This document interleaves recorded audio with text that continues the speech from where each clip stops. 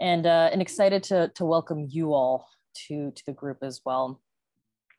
Today we're going to be doing an introduction of the project and an introduction of ourselves and each other.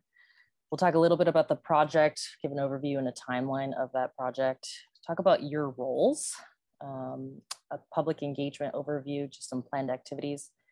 We'll do a little bit, we'll start getting into the visioning with an interactive Menti poll. If you've ever done one of those, it's pretty fun, pretty engaging. And we'll talk about next steps. So that's our plan for today. It should be a short meeting, but a good information-filled one. And I just want to start by saying that I am coming to you from Wabanaki Confederacy lands. And I recognize that our study takes place in their lands. And I just want to recognize the harm that planning has done in the past and mention that we are striving to do no harm with this project. I'm Eric Amador. I'm the project manager on the GP Cog side. I'm a transportation planner. We've also got Chris Chop joining us. He's the transportation director at GP Cog. And I'll pass it over to our Nelson Nygaard and other team. Hi, everybody. My name is Teresa Carr. I'm the consultant project manager for this effort, and I am a principal with Nelson Nygaard. I sit in Nelson Nygaard's Boston office. I grew up in Maine. Early part of my childhood was in Freeport, and the latter part of my childhood was in Kennebunk, Maine. I'm delighted to be here, delighted to be working with all of you. I have a little over 20 years of experience with transportation planning, with transit planning and transit alternatives analysis and project development in particular.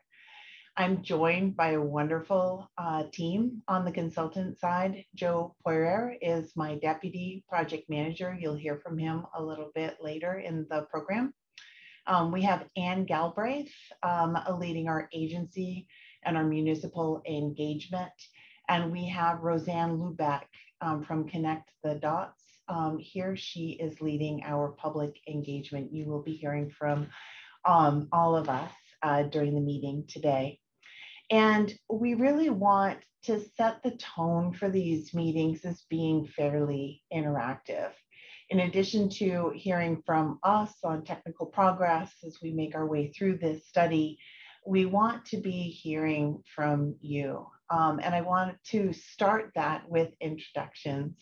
We have so many of you with us today. We want to go around the table and have you introduce yourselves. We'd like to just go in the order of the bullets that we have here. And if there are additional representatives for your organization, if you could make sure to pass the baton to them as well. So we'd like to lead the introductions with a little bit of an icebreaker, in addition to hearing your name and where you work and what your role is. This project is in Maine, and we all love Maine. And even though today is a rainy day for all of us, we know that summer is coming. So in addition to introducing yourselves, we want to hear from you. What is your favorite beach, your favorite lake, or your favorite campsite? The only rule here is that it needs to be within the state of Maine. So let's start at the top of this list. Do we have Jim with us today? I don't see him, Teresa, on the all right. List of participants. So Nell, you are up. All right. I am Nell Donaldson. I'm the Director of Special Projects in the Planning Department at the City of Portland. And I'm also the chair of the RTAC at PAX. And my favorite beaches there's so many favorite beaches, but would probably be one of the ones on Isle Ho. I don't know if folks have been to Isle Ho, but it is a wonderful spot off the coast of down near Stonington or up near Stonington. And it is my favorite place in the world. And Jeremiah, I know, is at Build Maine, so I don't think he's on this call. But Jeremiah is an engineer in our Public Works department, and he's also joining us on the study. I wish I knew what his favorite beach was, but I don't. Excellent. So Eric. Yeah, Eric Dudley, Director of Engineering and Public Services for the City of Westbrook, filling in today for Mike Foley, who's the mayor, who couldn't attend today. I guess I don't like beaches, but my favorite lake or pond would be Great Pond in Belgrade. Nice. Good choice. Excellent. Ava? I'm not so sure I see Ava either. We have Michael, Michael from FHWA. We can't hear you, Michael. If you could speak up a little bit. Okay. Can you hear me now? Barely. Yep. Okay, I've got the mic on, so we'll do the best here we can. I guess I'm sitting in for Eva today. My name is Michael Netto. I'm the financial manager for Federal Highways. Favorite lake is Long Lake up in Aroostook County. Nice. Excellent. Thank you so much. Leah? Good morning, Leah Sermon, FTA Region 1 office. I'm not much of a water person. I prefer the mountains. And so I don't know that I've camped in Maine, but I do recall Mount Blue as a very nice area. So I'd say that. That's awesome. We might be able to expand it to a trail if you, you get the idea. Excellent. So Greg, I think I saw you coming in. Yep, good. Hi, Greg Jordan, Executive Director for Greater Portland Transit District, or Metro. Yeah, I'm with Eric. I'm not a big beach person myself, but to have to say I love the Acadia region. We spend a lot of time up there, and that's probably my favorite spot in the state. Beautiful. Okay, Rebecca. Good morning. I'm Rebecca Grover. I am in the Public Outreach Department at the Maine Turnpike Authority. My, I guess, favorite spot in Maine is a little known campsite up on Moose Lick McGuntick Lake outside of Rangeley, and I'm not going to tell you what it is because I don't want to. That's right. This meeting is being recorded. I appreciate that. We all have our secret special places. Okay. Not sure do we have a DOT representative? Maybe not. Maybe we'll skip DOT if no one is there and go right to Mike at Maine Health. Hey everybody, great to meet all of you. My name is Mike Arsenault from Maine Health Sustainability Program. I'm the manager there, and it's a new program, just getting our legs and following in Chris Chop's footprints from his time at Maine Health. So cheers to him. My favorite beach to go to in Maine, well, I'm gonna go with probably the one that any of the ones I can bike to. I'm a big fan of like long bike rides and then stopping almost when I'm done and just falling into the ocean. So it's generally Higgins Beach, but sometimes down in Kennebunkport off in Vaughn's Island. It's like, yeah, so that's another favorite spot just to hang out. Beautiful. Thank you. So Patricia, join us. Good morning. I'm Patricia Quinn. I'm the Executive Director of the Northern New England Passenger Rail Authority, and we oversee the operation of the Amtrak Downeaster service. And as such, I would have to say that my favorite beach in Maine is Old Orchard Beach because it's served seasonally by the Amtrak Downeaster. Beautiful. Eamon? Good morning, Eamon Dundon. I'm the Director of Advocacy at the Portland Regional Chamber of Commerce. I think I've had to pick, I guess, sort of a favorite outdoor spot in Maine would be kayaking off of Stonington and Deer Isle in Penobscot Bay. Oh, wow.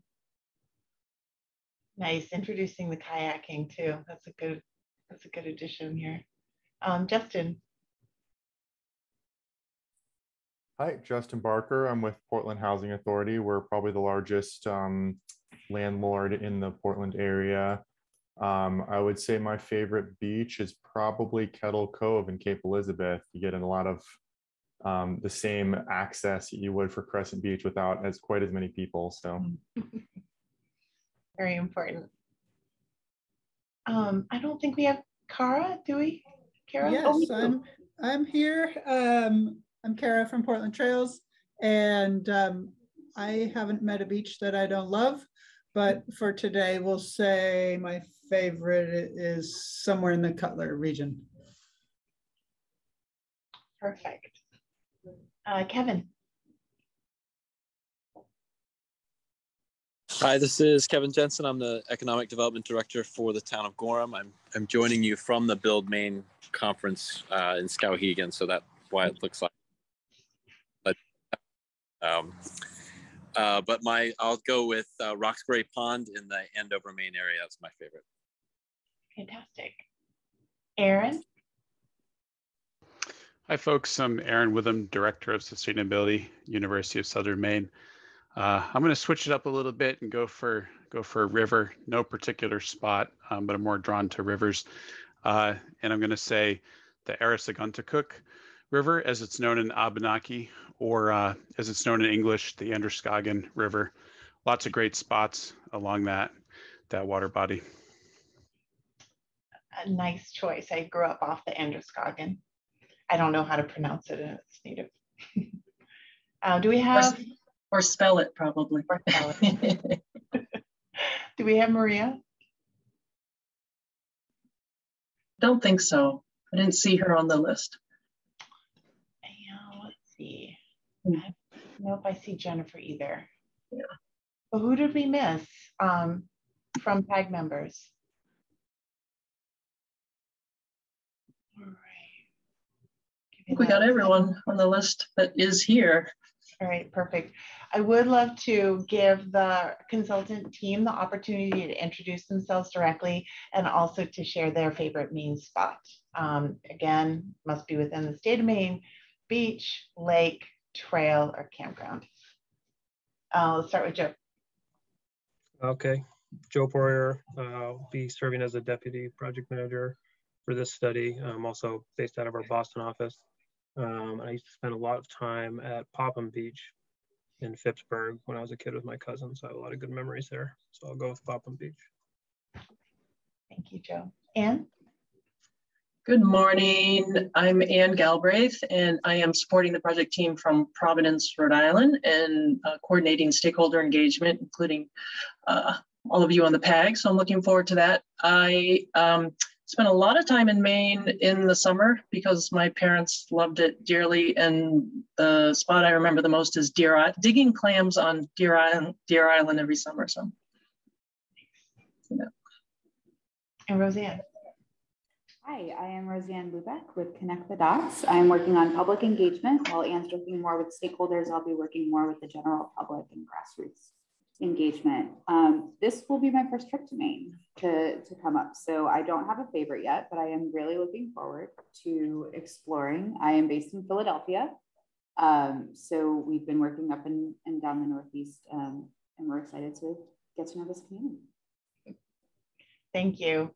And my favorite place right now is Mother's Beach in Kennebunk, just because it has a playground right on the beach and it's a lovely place. I have two small children, and so my dad and my family and I go up there quite a bit, enough to have the local parking space.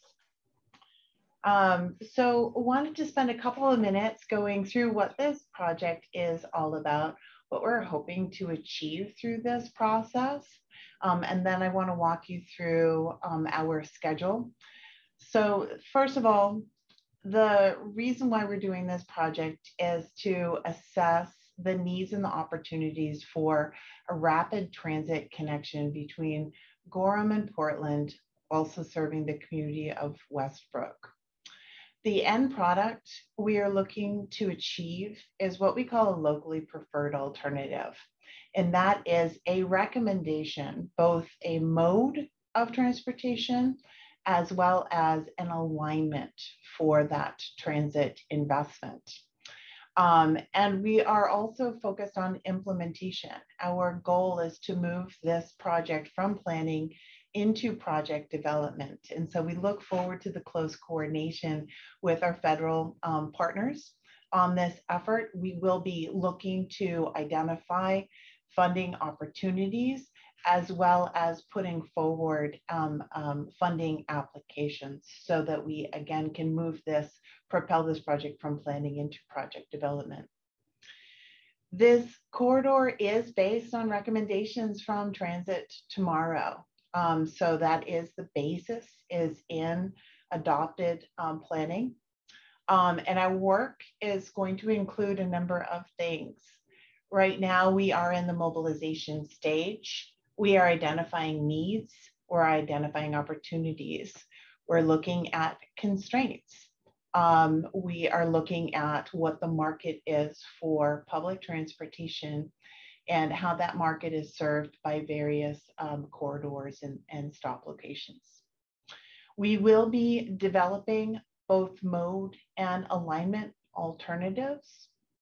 Through that process, we go from big picture to a kind of like a long list of ideas down through a shorter list of more feasible options, all the way down into that locally preferred alternative. We will be evaluating both the costs, the benefits, and the impacts of our various alternatives. And that's a big part of this process. We are planning a robust public engagement, and I would say a robust agency engagement as part of the project. And that will be throughout, and Roseanne will be going through that with you in a bit. And we also, accompanying the plan itself and the LPA, is that implementation plan and that implementation strategy.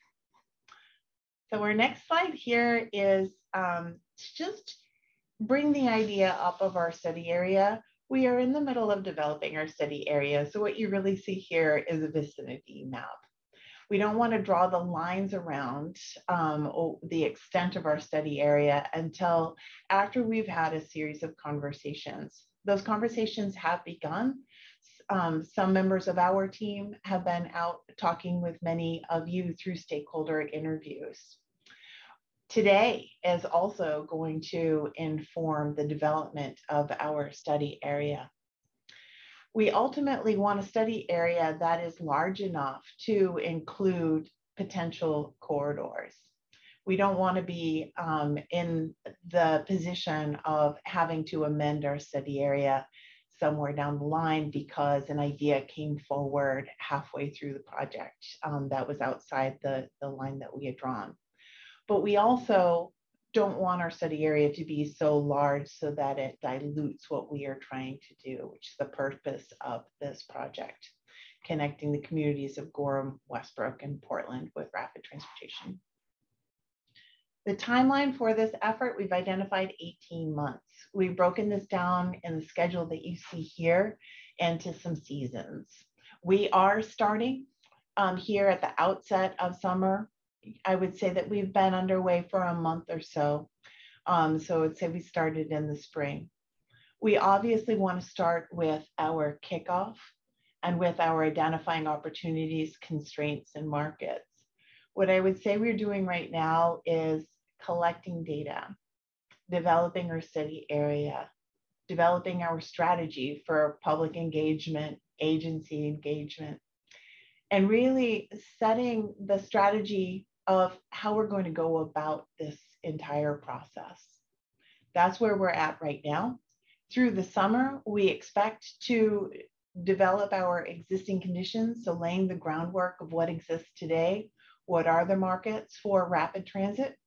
What are the constraints in terms of sensitive environmental features, population centers, any variety of constraints and opportunities. Through the fall and the beginning of winter is when we would develop our ideas and our concepts. Again, we go from a universe of ideas where we don't develop a lot of detail at the very first, but as we go through the evaluation process, we develop more and more detail as we get to a feasible set of alternatives and our locally preferred alternative. The evaluation of that, those ideas happens next winter and into next spring. Ultimately, the star that you see on the schedule is where we identify a set of recommendations. And then next spring into summer is where we prepare our implementation strategy, our funding strategy, and we document that process and what the next steps are. What you see at the bottom is a series of public milestones that includes stakeholder interviews, some of which are beginning right now at the outset of this process. We do expect to continue those stakeholder interviews as we develop an understanding of existing conditions. We see stakeholder outreach as well as public outreach as really ground truthing many of the things that we find through the analysis of data and collection of data. It's really helpful to have these conversations. We are expecting to have a public meeting this fall and some pop-up meetings. Roseanne will go through the idea of a pop-up meeting with you, and she goes through our public engagement strategy. We are also looking to have public workshops and open houses that correspond with key milestones. So we do want to hear from the community as we gather data, as we develop findings, and before we make decisions, so that all decisions that are made as part of this process are grounded in hearing feedback from the public and the communities. We have down here our advisory group meetings. And we'll go through the ideas that we have about advisory group meetings. We don't want to identify the meeting dates yet because we do align them with the milestones of the study. And with that, I think I'll turn it over to Anne to talk about the role of the PAG in this process. Thank you, Teresa. So thank you, first of all, for all joining us. We know it's a time commitment and you have lots of pressure on your time these busy days.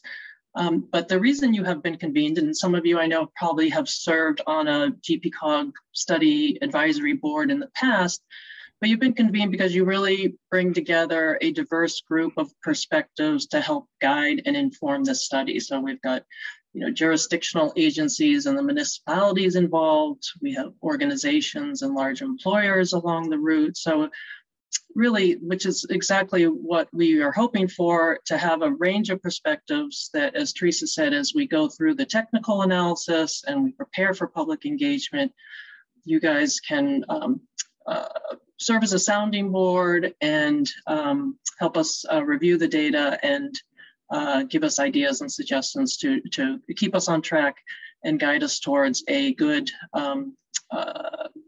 consensus, hopefully next summer, on what the locally preferred alternative may be. So the role of this group is advisory, and we think that probably over the course of the study, about 6 times, maybe every 2 or 3 months, we anticipate that we will convene you, and we will try and align those with the key milestones and mainly the public engagement calendar and the decision-making in terms of screening alternatives. So, for example, the public process in the fall, in September, we probably will hope to bring you together right before that to share with you the material we hope to bring to the public, and also the results of all the existing conditions work we will be doing all summer. And then as we head into screening those alternatives, we'll probably have some checkpoints with you over the fall and the winter to provide input and guide us on that process.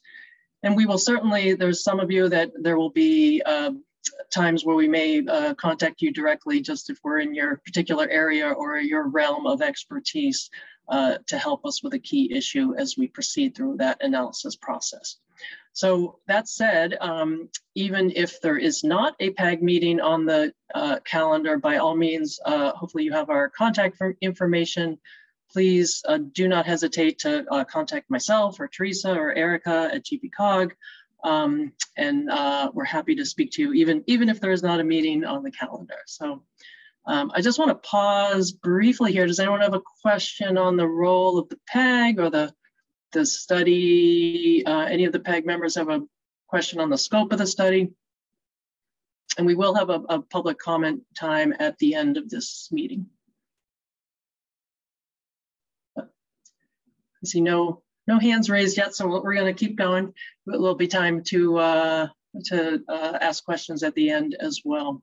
So one of the things we thought would be helpful and kind of fun today, because it is a kickoff and we don't have all that much technical material to share with you because we're in the midst of gathering all that, is that one of the things that's really important for a study like this is to start to outline what is the purpose of this study? Why are we thinking that there needs to be a rapid transit connection between Gorham, Westbrook, and Portland? And what are the needs of the people in those areas that we're trying to meet with this study?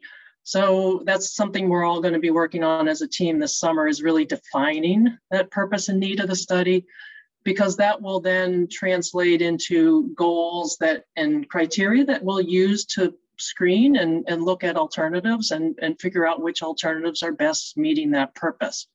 So we thought we would ask you a series of questions just to give us some insight into where you're all coming from and what some of your priorities are that will help us as we go through that work this summer.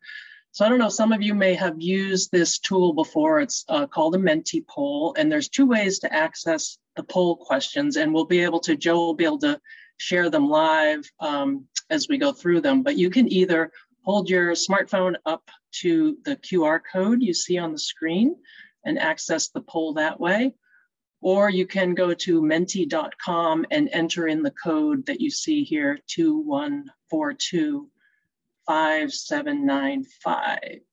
So give everyone a second, hopefully, to one of those two methods to find yourself to menti.com.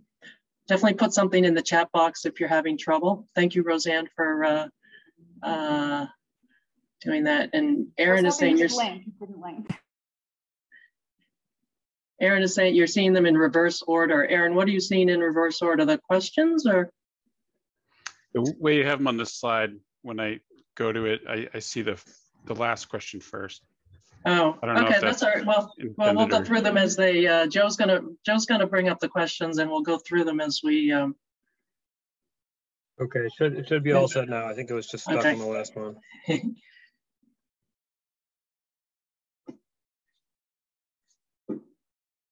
So Joe, can you bring up the first question, or it'll come up on its own? So the first question is, what access and mobility benefits of rapid transit are most important to your organization or your constituency? So making transit faster and more competitive with autos, which certainly always attracts more riders. Improving connections to other transit services, other modes, and other bus systems. Reducing auto dependency or travel costs. So let's see. We seem to have just about everyone. What do you think, Joe? I think we've got just about everyone. No, we just have a couple people in. You can see the number of people that responded in the bottom right there. So maybe we'll give it a minute. It can be a little difficult to drag the pieces sometimes. So yeah, with slow internet connections. So yeah, so making transit faster and more competitive with autos. So far, that seems to be rising to the top, and would love if any of you want to share why you voted one way or another. Feel free to raise your hand, but we're just wondering, it looks like making transit faster is rising to the top. If anyone has any ideas what that means to them, how do you make transit faster and more competitive with autos in this corridor? Do you have a thought on how that might occur? The other thing we'd be curious about is obviously connecting key destinations, another huge driver of ridership. Obviously, people travel in any mode because they're trying to get from place A to B.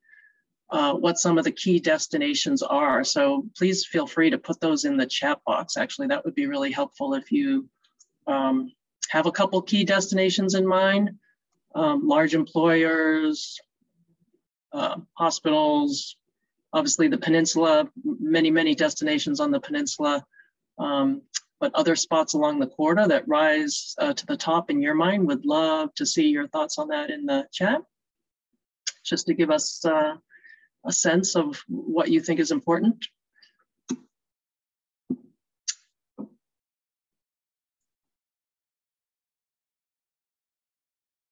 And we'll read the chat. I think the chat is only visible to us, but if someone puts a comment in the chat, we will see. But it looks like, so I think most of the results in now, it looks like it's making travel fast and connecting key destinations, which is certainly makes for a successful transit system. So I'll have to say no large surprise there. Why don't we move to the next question, Joe? Okay. Do you think everyone's in there?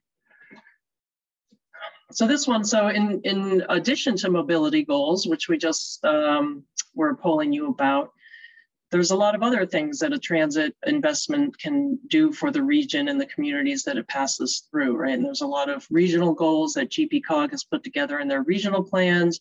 There's statewide goals. There's each town has a comp plan that things they're trying to do along the corridor. So we're wondering what are the other goals that might be important, from advancing social equity, helping improve the reduction of greenhouse gas emissions, supporting smart land use and transit-oriented development around the corridor, expanding access to different opportunities, job access, school, business, and then tourism. And I'm going to be curious on the tourism one. Again, please use the chat. I'm curious, we know the peninsula is a large draw for tourism, as well as probably the Portland Transportation Center, the train and Concord coach hub. I'm wondering if there are any other tourism destinations along the corridor. Would love to know about those. So it looks like supporting TOD and land use and expanding access to opportunities, whether they're work or school or other, kind of rising to the top, but tied a little bit with greenhouse gas emissions, and that is great. Actually, really, I think we're seeing a balance. I have to say we're seeing a balance, which is very, I guess, not surprising. It's nice to see. We did meet, Joe and I met with representatives from the three communities, Portland, Gorham, and Westbrook, over the last couple of days, and we were pretty heartened to hear about the land use policies in place already along the corridor that are really beginning to point towards really supporting some good higher density transit-oriented development and new housing opportunities. So that certainly is going to benefit us as we begin to look at alternatives. So how about the next question, Joe? I think we've got a couple more. I think the next ones are more open-ended. So what does a successful study outcome look like for your organization or constituency? And Joe, this is a one-word answer, right? I think this one may be a short selection, like 150 characters or something. So you can put in whatever you'd like. You can also use more than one answer here. So if you want to say two different things, just hit enter, and then you should have an opportunity to write a new response. This one takes a little more thinking power. It's got to think through till next summer at this time, as we're beginning to wrap up the study and share the results with the public. Where would we like to be? So an LPA, or a locally preferred alternative with broad support, that is certainly the goal for the study. And something that is feasible and implementable, as well as, yeah, I'm seeing a couple of those: feasible, a recommendation that can and will be implemented. This is great. We're seeing a lot of feasible and implementable. So really guidance to us to keep our eye on the ball, to really make sure that what we are working towards is something that can involve cost as well as political feasibility. Broad consensus with the communities, which we'll get into shortly with our public outreach process. An accurate picture, a clear choice. This is, I'm seeing that you are all very well aligned, which is going to help us out. That's fantastic. So we really want to keep our eyes on making sure at the end of the day, whatever we come up with is feasible, it's implementable, it has consensus, which relates to feasibility and implementation. It's great. Aligned with land use reforms in all 3 municipalities, certainly important. That's great. And this is all going to be recorded for us. So I know it's hard to see on the screen. It's scrolling through quickly, but this is super helpful to us. So helpful. And I'm just seeing in the chat that when I had asked about tourism draw in the last question, that Rock Row, we got Rock Row or the mountain bike trails in Gorham, which we just heard about yesterday, which those sound fantastic. Yeah. No one mentioned those in Teresa's poll. All right, Joe, why don't we go to the next question? Okay. Thank you. And this question, what are the biggest challenges facing the study? This is a one-word answer, so it's a little more challenging, but you're allowed to include more than one-word answer. So you can hit enter, and then you should be able to submit another response if you'd like. I would love to hear you say no challenges. It's going to be smooth sailing right through till next August. Right-of-way acquisition, certainly, yes. We're going to be looking at different corridors, and right-of-way acquisition not only has political implications in terms of implementability, but cost, local commitment. Yes, certainly everyone, particularly the communities in which this corridor passes through, need to be on board with the proposal. Old assumptions, that's a good one. Effective communication. NIMBYism. Yep.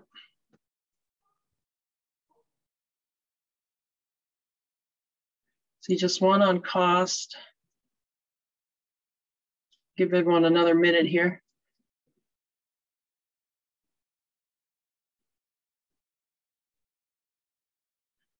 Lack of density, that's a challenge. This is a corridor that certainly has pockets of nodes of density and village areas, and in between, much less density. So that's something we're certainly going to be looking at.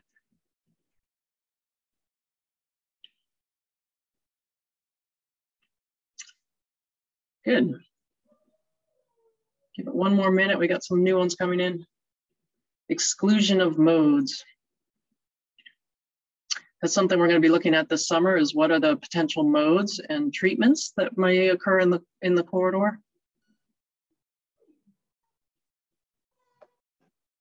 Convenience, good. All right, this is all very informative. Thank you. Joe, can you tell if anything is still coming in? Otherwise, we can go to the next bureaucratic red tape. That's why. I think bureaucratic red tape maybe goes with local commitment and support.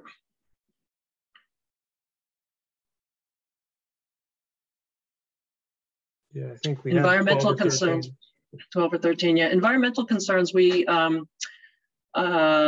do have a sort of a separate task where we're going to be mapping and looking at all sorts of environmental resources, historic resources.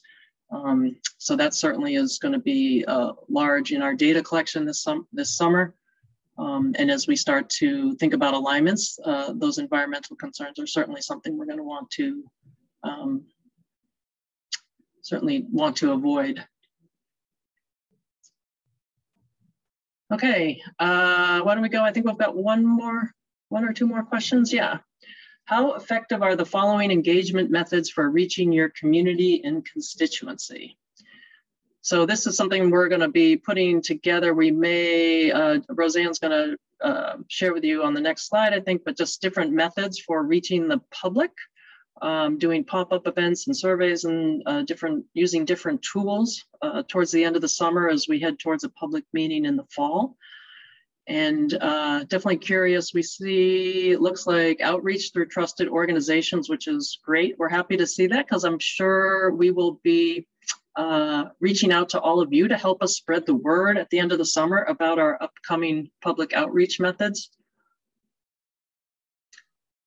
transportation center outreach that in our, just so you all know what we're thinking there, is we find that really an effective way to get input from transit riders who maybe don't have time to attend a meeting is to go to the transit centers and talk to them while they're waiting for their ride, because we know you're getting the riders and they are the most certainly knowledgeable about how the system works and what the improvements might what improvements might be helpful.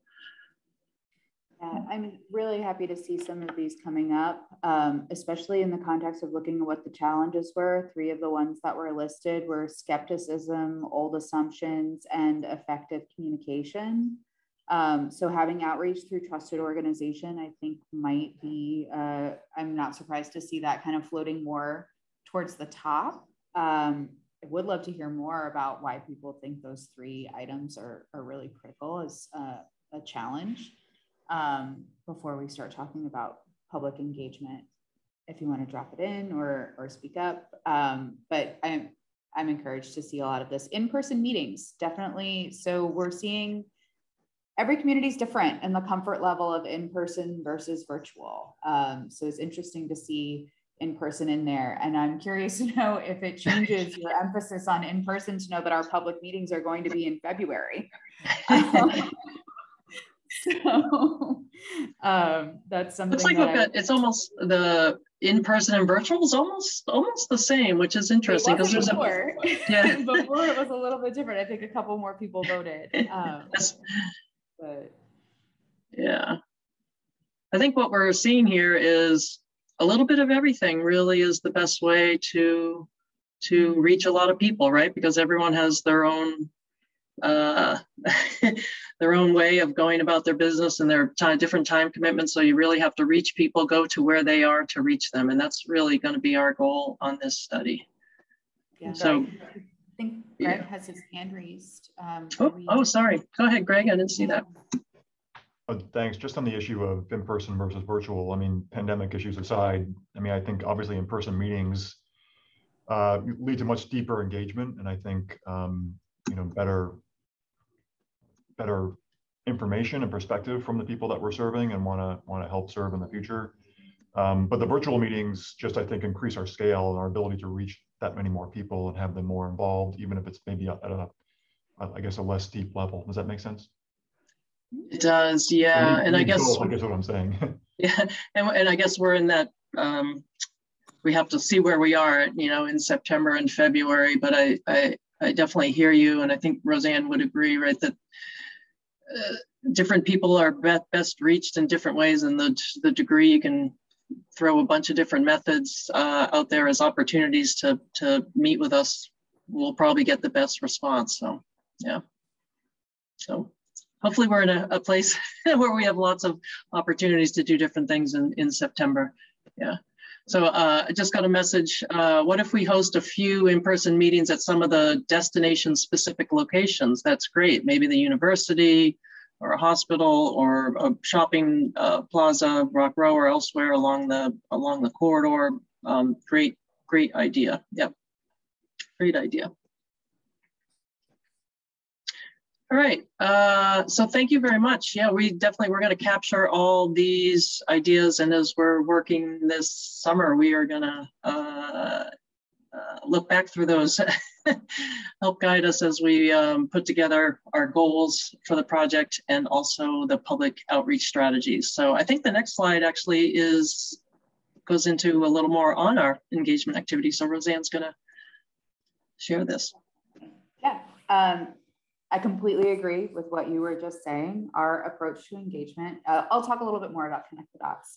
We are a public engagement firm based in Philadelphia. I have a transportation planning background. I tend to end up on a lot of our transportation projects for that reason. I can kind of bridge that gap between the technical information and bringing it to the public. I'm so excited to be working with GPCOG in Portland. It's really exemplary how their approach is to public engagement and the investment and the time that they've spent to build that architecture of engagement for us to be able to come in and work well with your community. So I am really looking forward to this, and everything that you were just saying is absolutely correct. everyone is reached differently. We have different people with different needs, different perspectives, different, usage patterns for transportation. And we're trying to layer our engagement activities in a way that you can have access to input, whether that is online or it is virtual in a meeting and you can speak to someone, or it is in person with a short interaction or in person with a longer interaction. So everything is kind of scalable to the individual in our efforts to try to meet people where they are. And that's meeting people where they are, both geographically in places of high interest, like we were just talking about, but also just where they're at. If you only have 5 minutes, I still want you to be able to participate. Still want you to be able to put in that key point of input that we need from someone. So we are spending quite a bit of time this summer on what we call phase 0. While we are launching the project now, we aren't really going forward to the public until September. So thinking about that, we have a few months to really build up that relationship with people on the ground and those trusted voices that we were just talking about in the Menti poll. We can make sure that we're establishing our ties with them and working with GPCOG to introduce ourselves to the right people. So we'll be doing some stakeholder interviews kind of leading up to that phase 1. So between phase 0 and phase 1, we'll be making contact with those organizations. And I do want to also call out and recognize Lily Goodspeed, who's joining me from CTD on the call. Lily's one of our senior associates who's on my team, and she'll be doing a lot of that outreach as well. So if you see a message from her, that's with us. And then phase 1, we are going to go out into the community and start talking to people. So we'll have an online survey, which will be posted on the GPCOG website and connected in all of those usual ways, but we'll complement that with some pop-ups. You'll see there are a couple pictures here of some of the pop-ups that we've done in the past, and how we've gone out into communities. We've been able to shift survey demographics by doing this type of work. Teresa and I have done it together before, and we've always had some great success on that. And then phase 2 discussion, we're looking at winter workshops. Right now, our intention is to do 1 virtual and 1 in person. So that'll give us that opportunity to reach people who want to do the in-person meeting, but also be respectful of people who don't want to go out in February and do that kind of workshop. So we'll be doing that virtually as well. And then in phase 3, we'll conclude with a recommended alternative and an open house to make sure that everything is vetted by the public and has one more chance for public comment before we go into the funding process. So any questions or any things that people would like to tell me about public engagement in Portland, or what you think of this whole plan? I'm happy to listen. Yeah, and I think our next PEG meeting, we may, will probably be before we have a public meeting, but Roseanne, you may actually be out on doing some pop-ups and surveys and things before we actually have our PEG meeting, right? Some more interviews, or we're not sure about the timing, but we'll keep you all abreast of how, when we start to go out to the public, right? But I imagine the pop-ups will be right around the meeting date, right?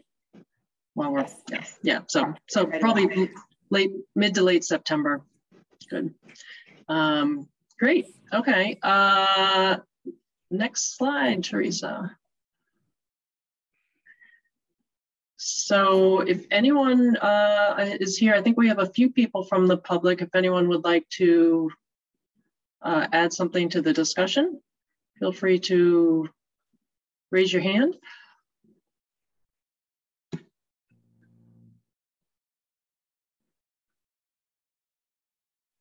Looks like we've got one hand raised. Kenneth, would you like to share something? Yeah, I think the obvious is that my concern is that microrail be included in the options that are evaluated. It's a new mode of transportation that we're looking to pilot, and we don't want to be excluded. Okay, so the process we'll be going through this summer will involve kind of a brainstorm of all the different modes and corridors, and it will be based on a market demand that we're going to be doing. We're going to be looking at the underlying demand for transit in the region, and there are some standards and guidelines we'll be following that different modes are better suited for different levels of demand. So we're going to be trying to align what we know about the corridor with appropriate modes. But we will certainly be looking at a range of modes, and yeah, look forward to seeing, we'll be sharing that first kind of run of different ideas with you next time we meet. Any other comments from someone else in the public? I think most of us, we don't have too many public attendees. But Teresa, maybe the next slide. Okay. Thank you, Ken. So just to wrap it up, we'll let you go a couple minutes early unless people have, we're certainly happy to stay and answer any more questions. But as Teresa mentioned, we are going to be spending the summer collecting data. Those of you, cities and towns, GPCOG has given us much data to start with, but we're going to be collecting data, getting our mapping together, and starting to begin to analyze that and think about potential concepts within the corridor and defining that study corridor as Teresa shared on that map, which doesn't have a study area boundary on it quite as yet. As we speak to all of you, we're going to be lining up our proposal and our plans for the September engagement, and we'll keep you abreast on that, and certainly be looking to you to spread the word in your communities, in your organizations. And we anticipate that we will see you shortly after Labor Day. And we'll be asking you, Teresa, we'll be asking you how your visit to all your favorite campgrounds and lakes, and see if your photos ahead of time. Yeah. That's what we'll do. Submit a photo of so take a photo when you're at your favorite campsite this summer, and we can start September's meeting reminiscing about summertime. So just any last comment from all of you on the PAG or questions? And again, our communication channels are open. Oh, Kara, I see you have your hand up. Go ahead. Yeah, I'm just wondering, and maybe it's too early, so you can just say it's too early, about the decision-making process. And so doing public outreach, like how much power and decision-making input does the public have versus municipalities versus transit providers? If we get to a place where there isn't consensus, how will decisions be made? So the role of the PAG is certainly to bring all of you with your great perspectives together to guide us and inform us and keep us on track throughout the project. And we'll have the public sentiment coming in through Roseanne's work as well. Ultimately, at the end of the day, the decision on what the locally preferred alternative is and whether to advance it will fall to the PAC's policy board, which again is also a board made up of many representatives, local representatives and regional representatives. They will endorse the recommendation, hopefully, if we all do our work well and get that consensus and pick a good solid alternative that's implementable, that the PAC's policy board ideally would endorse that as the regionally locally preferred alternative. And that may happen at any time after the end of the study. Hopefully this study will be completed next summer, and shortly thereafter, the policy board, if they agree with the findings, would endorse that and decide to move forward, would be really the ideal outcome. Thank you. Mm-hmm. You're welcome.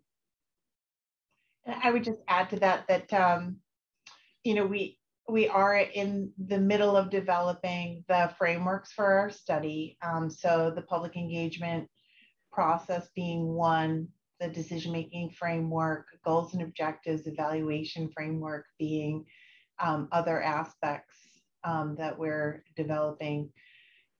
We are very much desiring to align our public outreach so that we are able to get broad feedback before we make any milestone decisions or recommendations, so that we are able to hear from a broad variety of voices and better inform our decisions.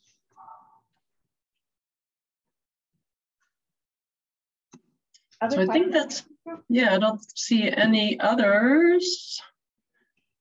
I mean, we are hoping to have a tone of informal meetings and interactive meetings, and the Menti poll certainly helps, but I would strongly encourage you all to just come off mute or at any point during our meetings and have a discussion. And we will see you in September, unless we hope you reach out to us in the meantime if you have any questions or concerns. But otherwise, we hope you enjoy your summer, and we will be working diligently to make some progress, and we will share that. We look forward to sharing that with you in September. Yeah, thanks, folks. I've got nothing else. Thank you so much to the consultant team, and thanks to all the PAG members for joining us this morning. And we'll see you after summer. Everyone get your suntan on. Thank you. Thanks. Bye, everybody. Bye, everyone. Thanks. Bye.